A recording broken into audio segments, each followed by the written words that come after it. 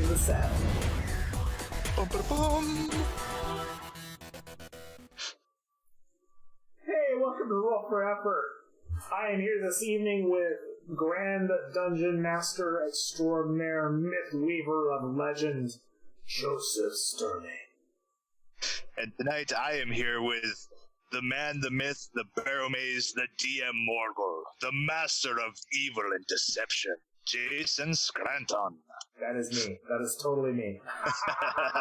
It is. I've been in your games. I have died many times, and it has been deliciously, terrifyingly evil and wonderful. Yes. Full disclosure, though, those are the kinds of games I run, and I make sure that everyone in those games is aware of that. Lessons learned from previous encounters. Right? Come for the character death, stay for the adventure. Right? But hey, you feel like you've earned it when you're done, right? So. Yes. Okay, so. Most excellent. Thank you so much for joining us tonight, and as we've been saying all this month, you know, the tragedy that's sweeping the globe with the pandemic, you know, please stay safe, please keep your family safe, and our thoughts and prayers go out to all those affected. Yes. And tonight we are going to be talking about, this is our System Curious video for Lamentations of the Flame Princess, still in that series, right? And we want to do an encounter for you. Indeed. I'm going to let Joe run the show on this one. But of course, if you like what we're doing here, please, we give you permission to share this with as many people as you can. And thank you for all of your support and your comments and your likes and your subscribes. They really help keep this thing going. Because you're not paid, this is all voluntary, and the only way this grows is with your help. All right, amateur from the ancient Greek. To love, doing that out of passion and love. That's right. For the not love. for profit. For the love. Okay. Joe, tell me about Lamentations of the Flame Princess. How do we run an encounter? All right. So I have set up for us here just, you know, a basic, I guess you could say, generic encounter. I've got a couple notes. These are things that I would scribble straight into my Game Master's journal. Just a couple notes on an enemy. A couple other notes on an NPC, may or may not lead to a combat. Right. I have some of the notes that I would use if it was going to be a social encounter. So that covers kind of, you know, both the bits there, from our combat encounter with those Death Hounds to a possible social encounter with Argyle, this level 3 magic user. Okay. So you've got your character here, Elric, and up here at the top of the thing, I have the goal is to find the hidden arcane treasure. It's very, you know, MacGuffin style, but we're fortunate enough to have these beautiful maps by our very own DM Morgul, Jason Scranton. Awesome stuff. And just a quick note about our Facebook group for Roll for Effort games. If you come over and join in now, we've got a token set, Morgul's tokens. There are 88 ready-to-use virtual tabletop tokens, which you can see for all of our bits going in here right now. They're fully ready to go. You can, you know, you get a code, pop them right off of Drive-Thru RPG, load them up, they're ready to go. Beautiful, wonderful, all hand-drawn art. And, all right, had to give the plug, guys. You understand.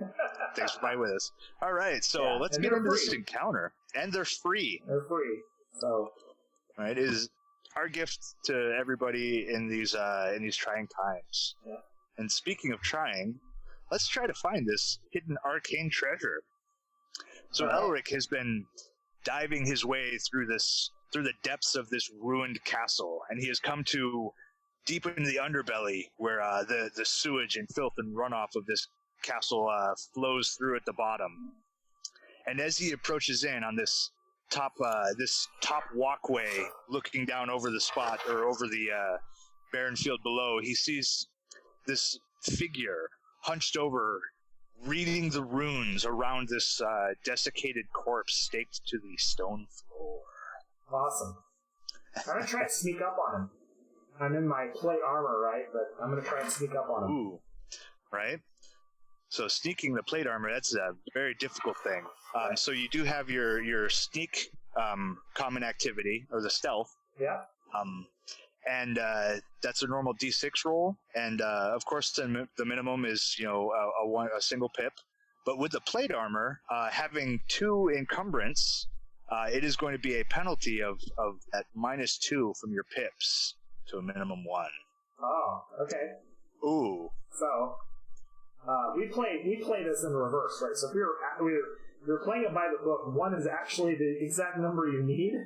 Right. But in our modded games, we do it the opposite way. So let's say that I failed that, right? And Yep. I'm like trying to sneak in here, like clunk, clunk, clunk. Yeah, and immediately the NPC turns. He can hear the clanking of this armor, the booted feet stomping up above, echoing through the chamber. You there! What brings you to this foul place? Why have you come? I got a map off of some chap up in the surface. They said there's buried treasure down here. Ancient treasure. Arcane treasure. I've never heard anything of the sort. There's no such thing as a treasure down here. It is only filth. And now, real quick, I want to point out, folks, the little bit of info that I have on this NPC. I have a couple of keywords tagged right in here, liar and greedy. So he is going to lie, and he is going to be greedy. And those are both things that the players will be able to, discover as they talk to him. I also have, which I will be rolling right now, I have a quick little reaction chart set there. So I'm going to roll my 2d6, which is common for reaction. Oop, that was only 1. So that puts us at a 6. So I could tell I put in 4 through 7. He'll tell 2 lies and 1 truth. Nice. That's for starters. So we've already gotten our first lie. There is no treasure here. Now, is this recommended in the book, or is this how you do it? This is how I run social. Okay. Yeah, this is a thing that I usually do for social encounters. All right. Because I think I've seen you use the 2d6 a lot before, so I was wondering if that was actually part of the Game Master instructions for limitations. Yeah, no, okay, that part definitely is. There are reaction rolls made on 2d6, and there is a little reaction chart in the Lamentations book. And morale is also rolled on 2d6. Nice. So there are times you've seen me use it before, is usually for those. Okay. All right. For socials, I make little reaction tables for how they react socially. Okay. All right. So you made your check, and there is no treasure here. I'm afraid you've come for no reason at all. Oh man, do I have any kind of intuition, or how would I be able to tell if he's lying? Oh wait! I'm a cleric of the 4th level. I have detect lie. Ooh, excellent. So I would like to cast detect lie. All right. And normally in Lamentations of Flame Princess, it would just be able to be a straight cast. We kind of mod it out. We make rolls for our casts. But you know what? Maybe for this moment, since we are kind of trying to showcase that, we'll just stick with that. There's no roll unless it calls for it. All right. So yeah, casting the detect lie, 4th level cleric. Its duration is instant, and it allows you to determine if any one statement made in the past hour was truth or a lie. And you 100% detect that he is lying. His statement about treasure is a complete lie. Oh, foul betrayer! I am a holy cleric of the light. How dare you lie to me about the treasure? Lies? I tell no lies. I'm as honest as they come. I tell you, you have come down here for the wrong reasons. Yes, and I will keep moving around, getting closer to him as he enters. Alright, and he steps aside, or steps up around to keep an eye on you, and again calls back, "You should be careful down here. There are poisons of which can slay the strongest of men." Oh dear. Oh dear. And now, again, little Game Master aside, everybody. He has told 2 lies and 1 single truth. And from the little notes I have over here about disarming a poison trap that is a save or die. So his truth was that there is poison that could kill the strongest man. So yeah, I'm sticking to those ploys for this social encounter. Right. Interesting. So I'm gonna carefully start making my way down these stairs, Joe. Okay. All right. And again, that loud clanking of your armor as you plop down the stairs kind of echoes throughout. Yeah. To those watching at home, in my notes, I have that these death hounds are attracted to noise. Oh, no. So we've got this loud clanking already and this back and forth banter going through. So from a Game Master side, I'm already looking at, hey, there's some stuff about to happen. Yeah. He's mentioned deadly poisonous traps, so I want to do a search. How do I search for this trap? All right, so normally searching an area, if you wanted to search the entire room, it would be a process that would take about 10 minutes to cover an area. Okay. And you have your search skill, or common activity as it's labeled. Oh, yeah, I do. And that would be that D6 roll against your pips. Nope, failed. Ooh, yeah, not quite. Only one pip. You can't seem to see anything that after this 10 minutes of going through the whole area, you don't seem to find any traps that he may be talking about. Yeah. And the whole time, as you go through, he keeps his distance from you. Right. All right, and this looks like some kind of foul ritual of some kind. What are you about down here, really? Oh, I'm just here for the scenery. And at that moment, from all the noise of this clanking armor and this speaking, this echoing through, you can begin to hear this kind of braying coming out of this small crack, or this small opening in the northern edge of that wall. Okay. And the first of these death hounds comes tearing out of the darkness, out of the black, his red eyes glinting and glowing. And this would be where we would roll initiative for these beasts coming through. All right. And as a note on the character sheet there, your initiative is modified by your dexterity. Okay. I have no bonuses in dexterity, so raw 19. All right. And for these guys, I have the Death Hounds. I have no notes about them having any kind of modifier either, so they are on a straight die. And I'm going to roll for that whole group of Death Hounds. Yeah. So they're at a 13. And for our NPC, our third level wizard, he is at a 5. All right. So first up is Elric. Right. Nice. He's at 19. Now, quick note, because I happened to notice the other night, Lamentations of the Flame Princess doesn't actually come with a monster manual. So you're building your own monsters, right? Yep, I certainly did. I just picked them up. I figured one hit die is good for this. Gave him a +1 on his hit die. Split that in half, that 8. Yep. 4 plus the 1 for a 5. I just gave them a quick +1 damage, or +1 to their attack. Again, I base it right off their hit die. I figured they'd be a little harder to hit, so I bumped them up by 2 points on the armor class. And then damage D8 was just a good round number. Yeah. Figured let's run with it. You could do a D6, whichever you wish. And I've read in quite a few places, especially with Lamentations of the Flame Princess and other games, that where the stat system is built very much close to like the basic D&D, classic basic D&D. That a good rule of thumb is a +2 to a stat that they're really good at. Yeah. Right? So if they're really hard to hit, then +2 to their AC is smart.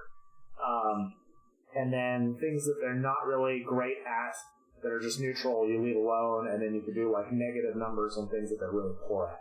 Like -1 or -2. It's sort of a good rule of thumb. So crafting an NPC is very easy to do because the bonuses don't really change. Like level 1 through what is it, the 15?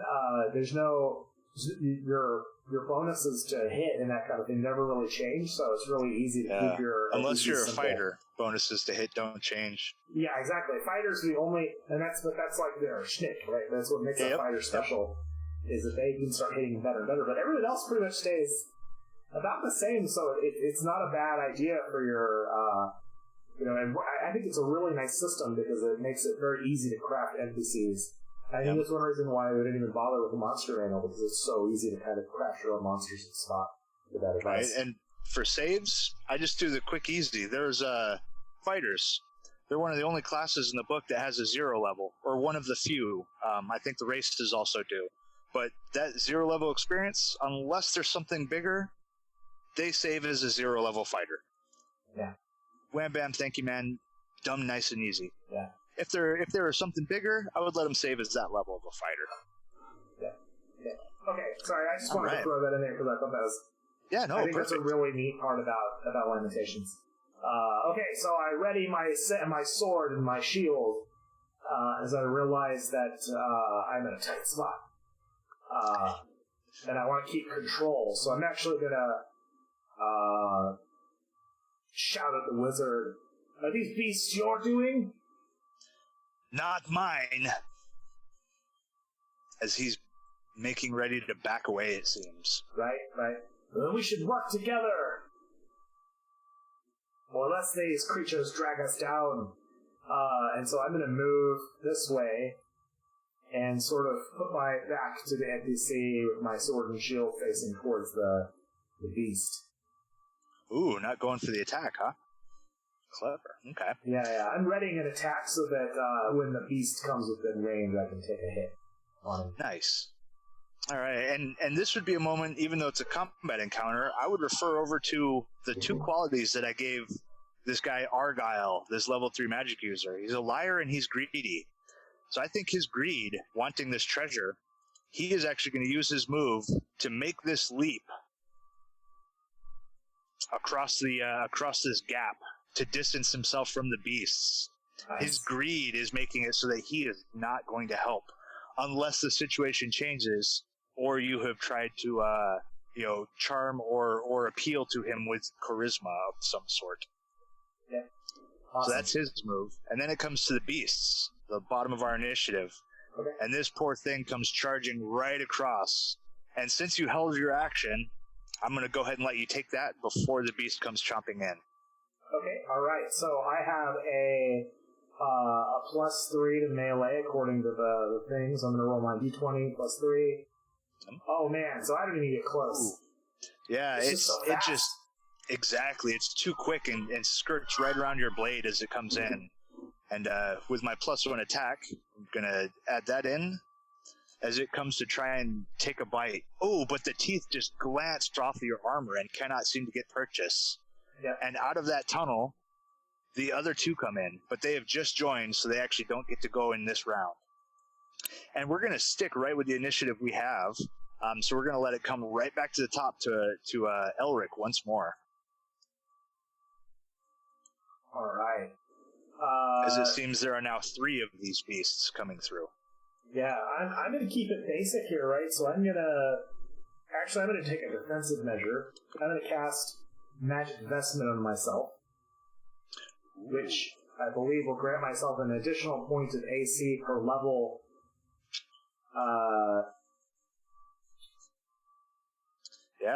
Shields the subject by the power of faith. Yeah, 1 turn per level. Yep. Yeah. So in Lamentations, they swap the terminology. A turn is what we're used to calling a round. So yeah. So basically, it'll be per level. It'll last for 4 rounds, as we're used to, and give you +4 AC during that time. Yeah. So I make a little prayer because I know I'm in a tight spot, so I'm taking kind of a defensive measure. And back up, kind of put myself so that I've got the water here behind me and the wall, just so that I can help reduce the number of nice attackable surfaces. Nice.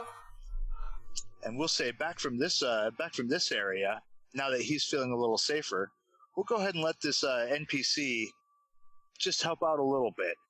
So I think he's just going to shoot or cast a single magic missile.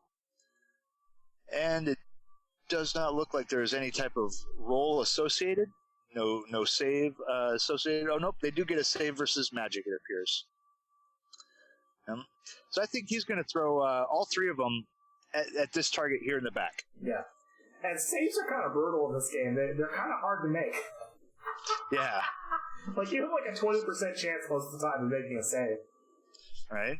And checking out the zero-level fighter, the save I'm using, their save versus magic, they need to make it 18 or higher. Holy crap. Which it does not. So it takes that 3d4 plus 3. Oops, so 3d4, that's 3. really good, folks. Just my dice. Monsters and any kind of system like that, that's a basic system like basic D&D or Lamentations of Flame Princess, they tend to have very low hit point counts. Yeah. You know? Yep, like, for instance, I've got these at 5, so that 9 damage, that completely kills this thing. Right. But so do the players, too. I should point that out also. Like, if that had hit my level 1 version of my cleric, which had, I believe, a total of like 6 hit points, he would have been toast. Yeah, he would have made it, right? So, it's very fun. Because you have this effect where when your characters are brand new, they're so fragile, the world is terrifying. Things get dangerous real fast. But as you level up, right? Like I'm level 4 now as a cleric, and I feel a little bit like a badass at this point because I've got 20 hit points now. So it's like, holy crap! I'm 4 times as durable as I was back when I first started, and I have a much higher AC now, and I feel much more survivable. And so it's sort of a reward system. Kind of the longer you get, I think, the more likely it is that your character might survive, but we'll see. Yeah. Well, with that magical vestment, you know, it's definitely going to help as the final 2 come rushing in at you. Yeah, they're going to have to hit an actual 20 to hit me. Yep, so neither succeeds. So unlikely. Yeah, they're just glancing on. One takes a bite in, and again, the teeth just slide off your armor. The other, the blow is glanced off of your mace. Yeah. Or sword, I'm sorry. It plinks off your sword and into the shield. And that brings us back around to you at the top. Right. And I should point out, too, at the end of the turn, which is the round, right, that's when magic spells actually trigger by the book, Oh, yeah. right? I always forget that. Yeah, I always forget that, too, but that's really neat because it means you have an opportunity to interrupt spells when you see them cast. Yes. Which I think is a really cool feature. So I'm going to take another swing, and I have plus 3 on that, so a 13. Ooh, so 13? Not quite good enough. Yeah, they're just a little too quick as it's kind of dodging around a bit. And the NPC at this point, he just backs up a bit more, and he does nothing to help. Right. He's kind of looking smug, thinking like, you know, I did something. Good luck on the rest. Nice. Because he's feeling pretty safe back over there. So again, these two go trying to chomp through, and man, they just cannot get through your armor. And nice. That's 2 rounds of that armor up there. All right. Well, I got to start rolling high eventually, statistically speaking. But maybe I should give myself a little advantage first here, because I'm not quite out of spell slots yet. I'm going to go ahead and cast Bless on myself. Oh, nice. To give myself a little to-hit bonus for the next time I take a swing. All right. Ooh, yeah. So Bless also gives you a number of points to allocate to any future dice rolls to hit, saving throws, skill checks, surprise checks, whatever, anything except damage. So casting that, you get D6 plus your level. All right, so in 4 points that you can add to these rolls. Plus 6, and I have 10. I have 10 I can add to future rolls. Nice. Yeah, and these 10 points, they trade off on a 1-for-1 basis. They last until you use them or the end of the day. Right. Oh, I'm sorry, the following day. And this is another beautiful part about this system, which I enjoy. The spells are so well thought out that I adore them. Like it's one of the best. It's not so. I absolutely love others. There's some other systems that have some very, very light spell systems, which I think are great too. But these spells are so good. They're so well crafted and honed to this game. They're so well thought out. It's got to be one of the best comprehensive, and these are large spell lists too, right? It's a good chunk of the book is made up of just the spells that are available, and they're really nice. So yeah, they're very, very nice. Yeah. So and the other stipulation you have on Bless is you have to declare the points before you roll.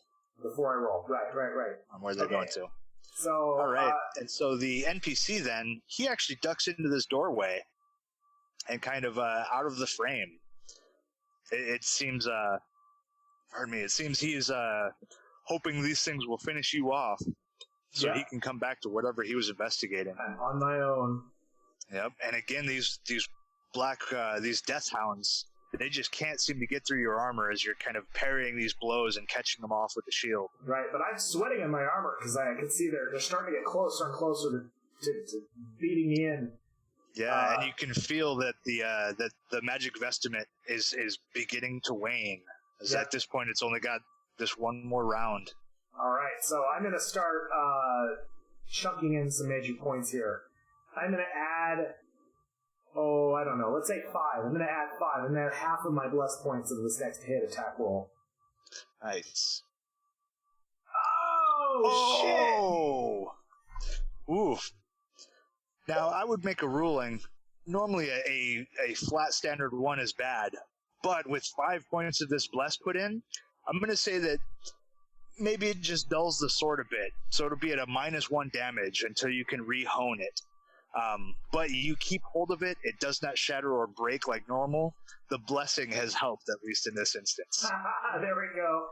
Oh, right? man. I would make that ruling because there is magic blessing involved, that something much worse did not happen. Yeah. No chopping your own leg off today. Yeah, and I'm beginning to become terrified. Like maybe I should flee too. Like this is a bad place to be.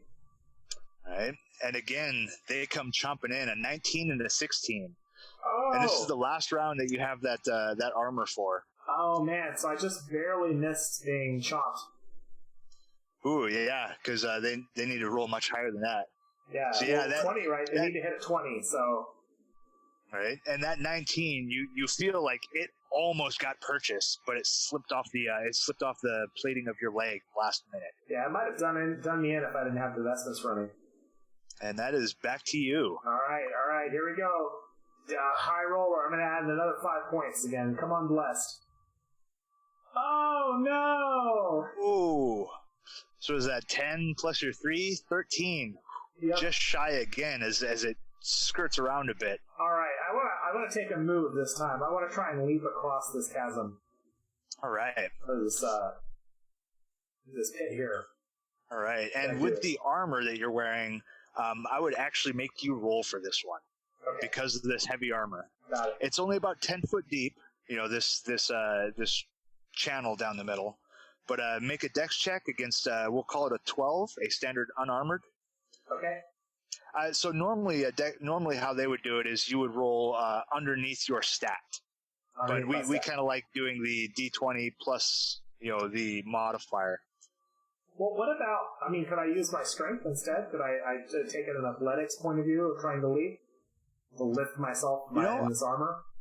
I would agree to that, yeah. Okay, I would definitely allow that, using the brute muscle to clear the gap. Yeah, so never be afraid to negotiate with your DM about what stat you're using if you can make it make sense. Yeah, and in this case, using strength does make sense.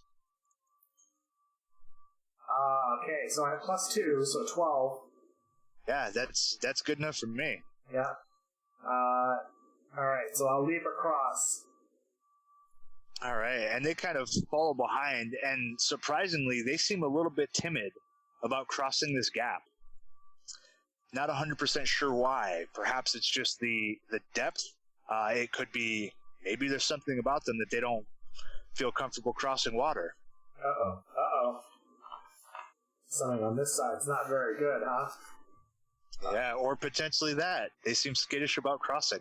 All right, I'm gonna do another search roll while I'm on this side, just because I don't trust you. All right. So I do want to point out, going for a search, that is going to take 10 minutes, which is essentially like 6 combat rounds. All right, maybe not then. Well, I'm here for the treasure, so I'm gonna come up this way towards these crypts. Because I don't know if these dogs are gonna follow or not, but I'm gonna take my chances. And I'm going to try and pop one of these crypts open. Okay, which of the 3 are you going for? I'm going to do this one closest to the door. Okay.